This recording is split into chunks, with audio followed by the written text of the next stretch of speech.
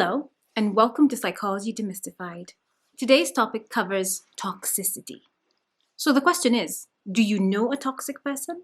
Have you come across a toxic person? At some point in your life, you're going to come across someone who is going to fit the description of toxicity. Dealing with a toxic person is difficult and it's draining, and that's just to say the least. Today I'm going to talk about 8 traits that are pretty easy to spot, just so that you can familiarize yourself with them and then know how to navigate any kind of relationships that you might have with someone who's toxic. Toxic trait number 1. Toxic people are manipulative.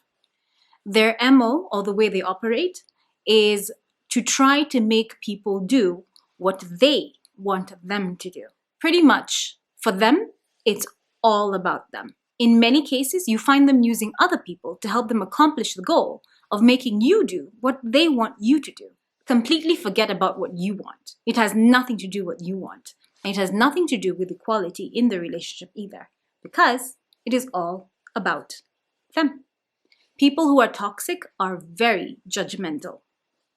When you're dealing with someone who's toxic, please keep your eyes and your ears open for criticism about you, what you have done, and even what you haven't done. It's never going to be about them. And what happens is that if they have to lie to serve the purpose, they will happily do so. People who are toxic do not take any responsibility for their own feelings. That is out of the question. The preferred way for them to operate is to project their feelings onto you. It's just easier for them. Because toxic people don't necessarily take responsibility for anything, or pretty much everything, what will then happen is that if you point out how they're projecting their feelings onto you, you will have them vehemently denying their perspective because they just are not used to taking responsibility. So it becomes this back and forth that doesn't get anywhere. Toxic people do not apologize. I mean, why would they apologize if everything is everyone else's fault? In many cases, what you'll find is that even though they are the puppet master or the ones who orchestrate the relationship to serve their own needs, when it doesn't seem to be going their way, then what they do is they try and gain sympathy and attention by becoming the victim in the relationship, the woe is me person. Unfortunately for you who's dealing with a toxic person, one trait of theirs is that they are inconsistent. This is a tricky place for you to be in if you're the one dealing with someone who is toxic, because you never know what you're going to get, especially since they're different people at different times. And how are they different? They change their perspective, they change their attitude, they change their behavior, depending on the situation at present. And they also change all these things when they feel that there's something that they need to accomplish. Another scary thing about them is that they know how to be kind when they want something from you, and then at some point, they flip on you. With someone toxic, you will be proving yourself to them forever. Toxic people always make you make choices that you shouldn't ordinarily have to make. They make you choose them over someone else, or make certain decisions over others, especially if they work in their favor. Many times, you will find yourself choosing something that they want versus something that you want. When this happens, you find yourself in a divide and conquer kind of relationship where the only choice is them. It's them or nothing. And unfortunately for you, someone who's toxic will make you cut off every other meaningful relationship you have if it doesn't satisfy their needs. The 7th point is that a toxic person will make you defend yourself. When you're in an argument or discussion with a toxic person, you will find that sometimes they have difficulty staying on point about certain issues. This happens because many times they're not interested in your point of view, and they're also not trying to reach an amicable conclusion. This is not unusual because they are supreme manipulators. That was point number 1. This is what they do. What you'll find with someone who's toxic is that as they argue with you or they get into animated discussions with you, they will have vague ways of expressing what they're saying, but they'll also have diversion tactics, where if they realize that their point is not coming across, it then stops being about the topic you are discussing, and suddenly it's all about your tone when you're talking, your mood when you're talking, and it just steers away from what you were discussing in the first place. Pretty much what they focus on is the problem and not usually the solution. When someone is toxic, usually what happens is that they are not as caring or supportive or interested in what's important to you almost all the time.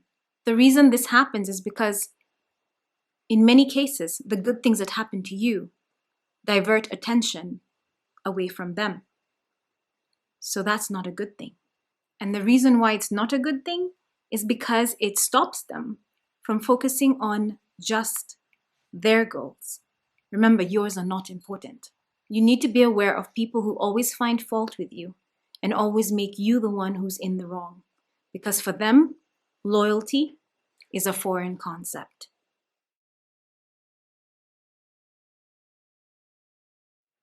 Toxic people, when discussed in a broad manner, are people who want you to fix them and fix their problems. Toxic people also want you to feel sorry for them and to feel responsible for what happens to them. The sad part is that with someone who's toxic, their problems are never really resolved or solved. And the reason why this is the case is because as soon as you fix one problem, another one just shows up.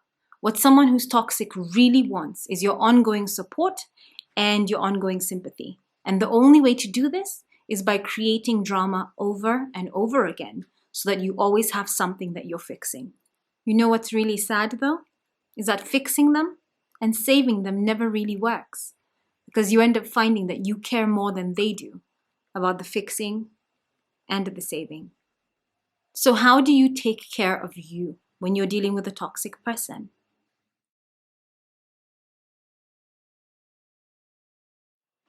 You have to keep in mind that toxic behavior is draining and it leaves you exhausted.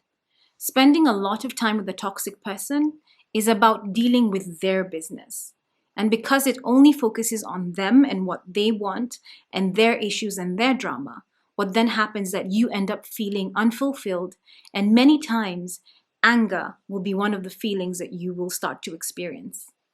You have to start by not allowing yourself to get depleted by a toxic person because you're always giving and giving and giving and getting nothing in return. At first, how they reel you in is by making you feel sorry for them, so you feel like you need to step in and act.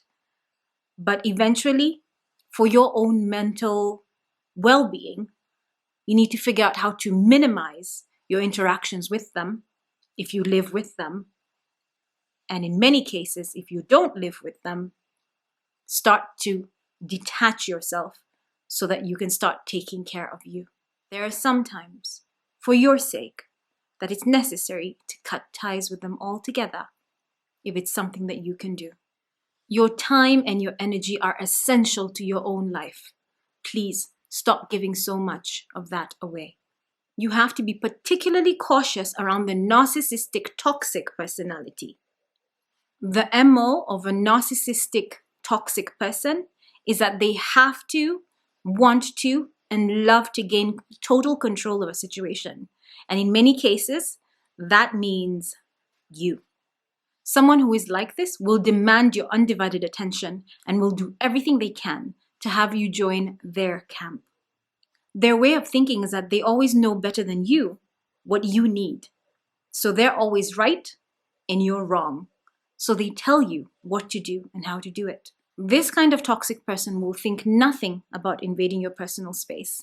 And in many cases, they isolate you from people who you're close to and start to commandeer your relationships so that you end up having friendships that they have chosen for you. As I talk about toxicity, I recognize and understand that some of you have friends who you are thinking, yeah, maybe I need to cut ties with that person.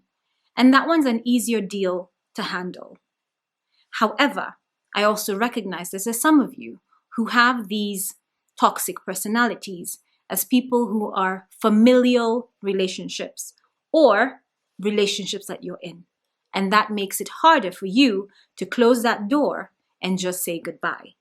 Whichever way this runs for you, whether it's a family member or a friend who might be easier to cut off, the bottom line is that you need to keep in mind that if a relationship with this person is making you feel bad about yourself, making you feel bad about your choices, then it is time to sit down and assess the issue you're dealing with. While you're doing this, you have to keep in mind that they might be unlikely to change, but you can.